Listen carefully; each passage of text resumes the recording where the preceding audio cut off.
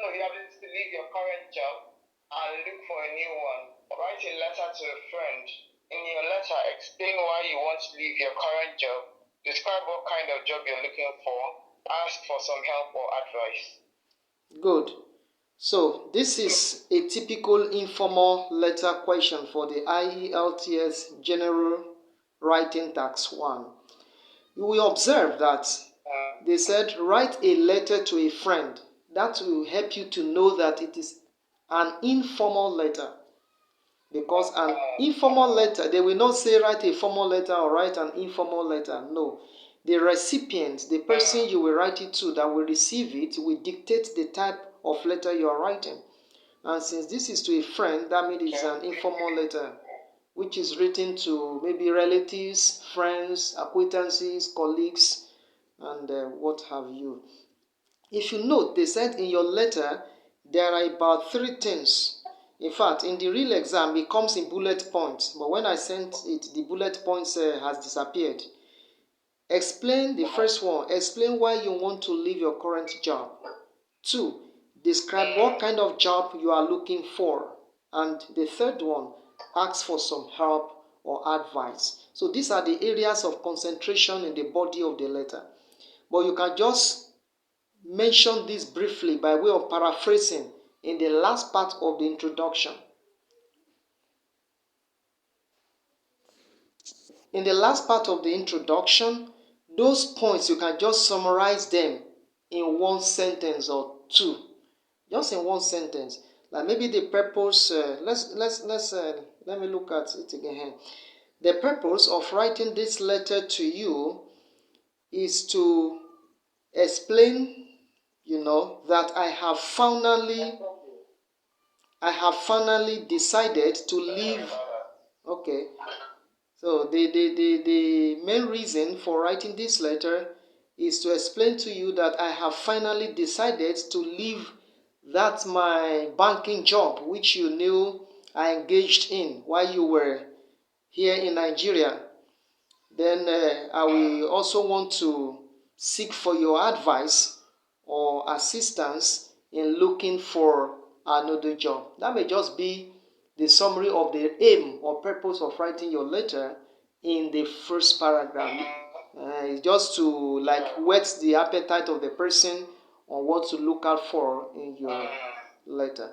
Now, in the body, the next stage, we have talked about introduction. The next is the body. The body is where you discuss your reason paragraph by paragraph. Now, we have 3 areas of discussion here. So, in your body, you dedicate 1 paragraph for 1 part. Like, explain why you want to leave your current job. That will be 1 paragraph. You have to say some things to fill in the gap. It may even be fabricated. It does not necessarily need to be true, but you fabricate it. That is where creativity comes in. That will be in 1 paragraph. When you are done with that, describe what kind of job you are looking for. That will also be in another paragraph. So, blah blah blah. You know how to fill the void. Yes, this describes a lot of things. Yeah, I've been complaining to you about this my banking job. It doesn't allow me to take care of my family. And to make matter worse now, my children are growing and we need to care. My husband is not always around. I'm the only one at home and I can't leave my growing children now in care of the house help. So I finally thought about this and I decided that I will look for a job that can help me at least to give me the time to take care of my family. And the job I have finally decided to look for now is, you mention it, and the reason, the choice for that job. Okay? So when you are done with that, in the next paragraph, you go ahead to seek his assistance, and you mention the area of assistance, maybe to advise you, or maybe to even help you to, maybe that is his or her field now, to help you to look for job in that field. You know what to also discuss when you come to that. And then you link. Exactly. So that one now, you can link it to the conclusion. You can link this asking for help to the conclusion. And the last part of the conclusion will be to anticipate a reply to his letter. The soonest, just anticipation of a reply. Then you extend your regards or your greetings to members of his family. You understand? So that will be the conclusion. So the final thing is the subscription. And the subscription is the yours. So the one that is most common is yours sincerely. Yours sincerely. A comma is needed there after sincerely. And your first name. Yours sincerely, comma, Ifi, full stop. What did you call it? Subscription. Subscription. The subscription. Okay. Yes, the subscription. So yours sincerely. And so what's the difference between yours sincerely and yours faithfully? Okay, yours faithfully is for formal letter. You understand? Why yours sincerely is for informal. So, but apart from yours sincerely, you can also use in the informal letter yours affectionately. Like I said, the comma is needed there. Then your first name, yours sincerely, yours affectionately, yours ever, or simply love. Simply may just say love, comma, Ifi, full stop. But note that in the yours sincerely, only Y for yours will be capital. Every other thing will be in small letter. Even sincerely, the first letter will be still small. Yes. Because I've noted that some will write S sincerely, capital. No. Only the Y for yours will be capital. A comma is needed and you end it. So, if that is taken, other things you need to take note in a letter, whether formal or informal, is your tenses. Your tenses is very crucial because this is where they will see your grammaticality, your grammar. They will mark, they will check that. You know, your punctuations. I mentioned it the other time. They will check that. Sentences should not be too long. In fact, one definition of a sentence is that a sentence expresses a complete thought. Where you have said something that made sense, you need a full stop there. For example, I came here yesterday. It's a complete thought. You two full stop. Oh, the man is very intelligent. It's a complete thought. Then you need a full stop. You need a full stop and continue again. Yes, so it shouldn't be that long. But why I'm saying this, they will not put a full stop until the end of the paragraph. It's so funny. Everywhere they will put a comma. You can't put a comma after a complete expression. But the only thing you can put is a semicolon. A semicolon. If you want to join a brief information that relates to that one you have said before, you want to join it to it, then you need a semicolon. That one that have full stop on top and a comma under. That's a semicolon. But that shouldn't be even too much. Don't use it too much. Then, at the beginning of each paragraph,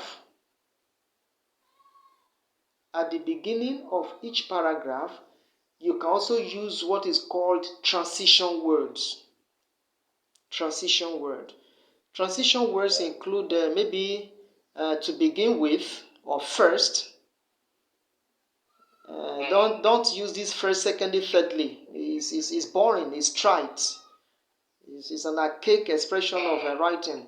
So if you say first, don't say second again. First, then in addition, furthermore, besides, more so. But if you want to express something contrary to what you said before, maybe you are going positively now, before, and then you want to discuss something that counters it. What transition word do you need? God bless you. However, good. Notwithstanding, so it all depends on what you have expressed. Then when you are moving towards the end, like this asks for some help or advice, you may say in conclusion, comma, or finally, a comma is needed. So that will make your write-up more mature. And these are what they are looking out for.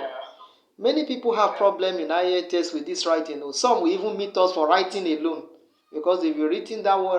Writing has been bringing them down for many many years. So I'm telling you the reality. What they just want, they say that. Okay.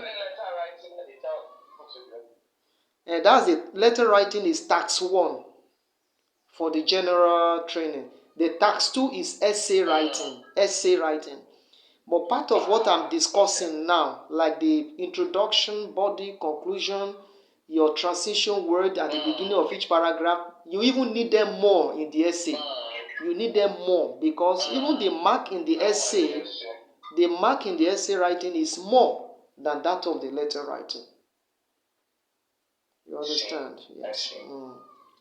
So, then let's talk about tenses briefly. I know you know your tenses. You're talking about something that happens regularly, something that occurs regularly. You use of present simple tense or simple present tense. And that is where rules of concord or rules of agreement comes in. One of the rules of agreement states that when you are talking about one person, which is singular subject, the verb also should be what? Singular. And when you're talking about singular plural subject, you are talking about many people, then the verb also should be plural. But what is the difference between singular and plural verb?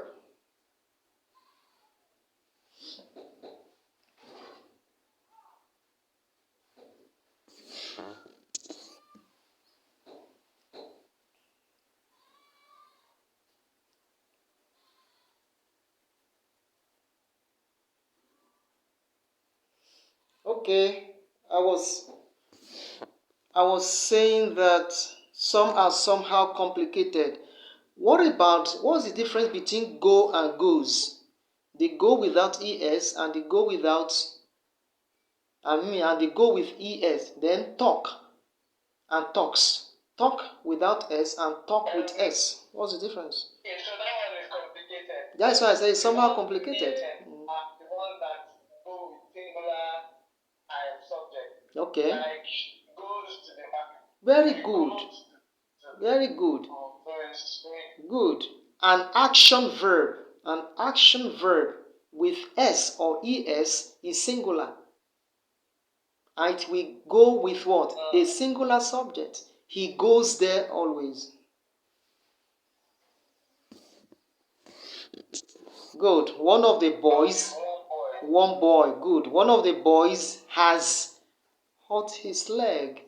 All the boys have hurt their legs. Yeah. Good. Okay. What about each boy or let's use player now. Each player on the field or each of the players. Okay, let's use each of the players on the field. Is it has or have an injury? Each is also singular. So these are the technicalities. If you can overcome this, your writing will be perfect. So you incorporate them when you are writing. The last one I want to mention that's also somehow complicated is the present perfect tense. Nigerians generally have problems with the present perfect. That is the one that expresses an action that has taken place or completed.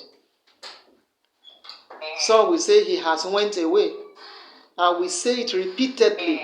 Not a mistake. We can make a mistake. I too may mistakenly say he has went. Oh, sorry, he has gone away.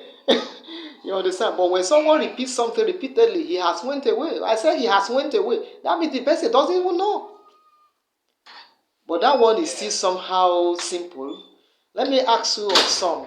The one that I know people always make mistakes about. Okay.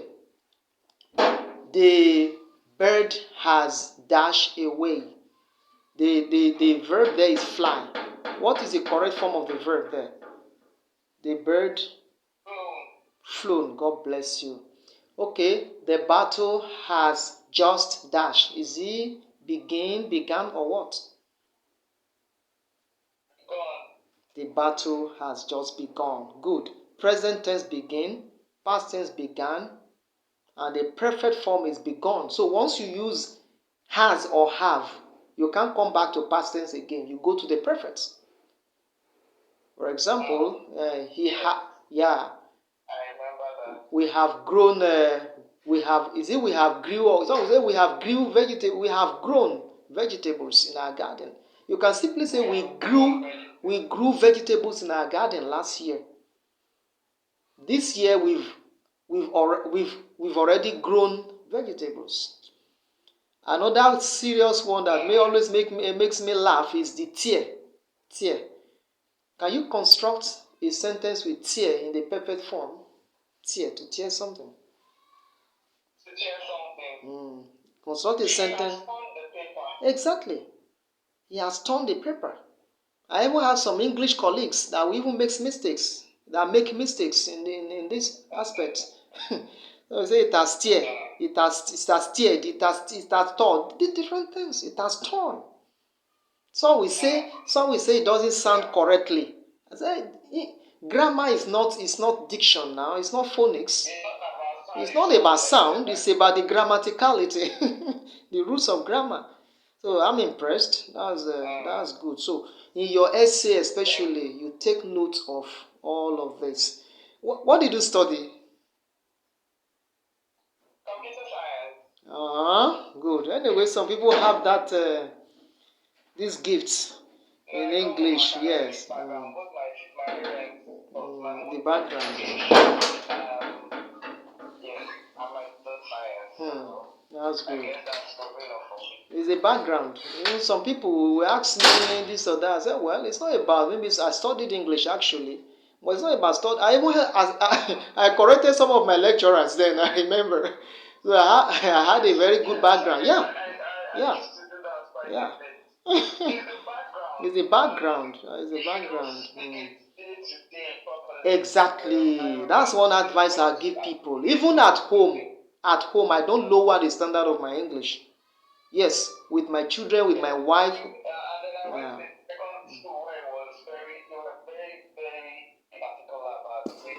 Good. So if you incorporate all of this, your writing will be perfect.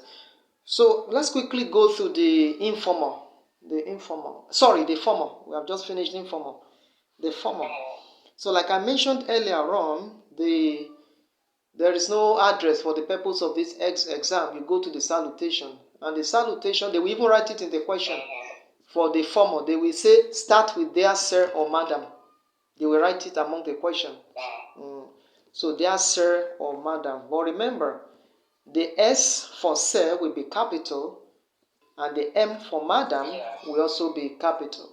You need a comma. Yeah, you need a comma after the salutation. Formal letter is that letter written to people that you are not familiar with. Hence, there is nothing like greetings. Don't greet. Don't extend any greetings or compliments. You go straight to the point. But the introduction depends on the question. The introduction depends on the question. Let's go to that material and let me adapt my explanation to that introduction. Okay, can you read the question, please?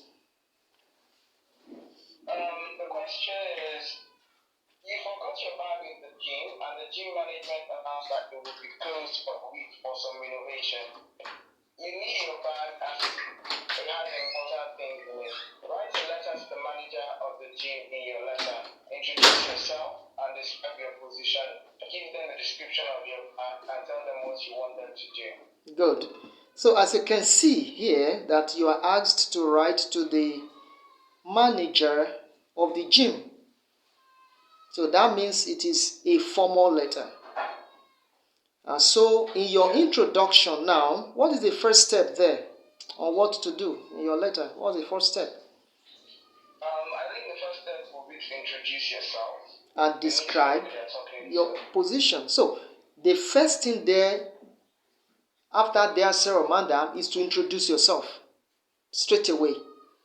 Then you can end it with your position. Your position here could be maybe when you came to the gym, your relationship with the gym, how often you come, and the last time you came, what happened. Okay, you mentioned it. Then you now use your transition word. You go to the next paragraph. You give a description of that bag now that is missing, that you have mentioned briefly as part of your introduction. So you give a detailed description. When you are done with that, in that paragraph, you move to the next paragraph. Tell the manager what you want him or her to do. Okay? Then when you are done with that, you don't have much in a formal letter of this nature. So when you are done with that, you anticipate a reply and how soon you want that reply. But remember, you will also discuss how important that bag is. That you describe what you feel could be done. You suggest it because you need it urgently. That will help them to also listen to you if you paint it very well. Then lastly, you anticipate a reply soonest based on the urgency. The last is the subscription, and the subscription is yours faithfully, as we mentioned earlier on. Yours faithfully, comma. Then you can, if it is a paper delivered, you can sign. Then your full name, Okafor, Ifi, full stop. But if it is computer based, then after yours faithfully, you can go ahead to put your full name, surname first. Yeah, you can leave a space in between. Then the next will be your full name. So take note.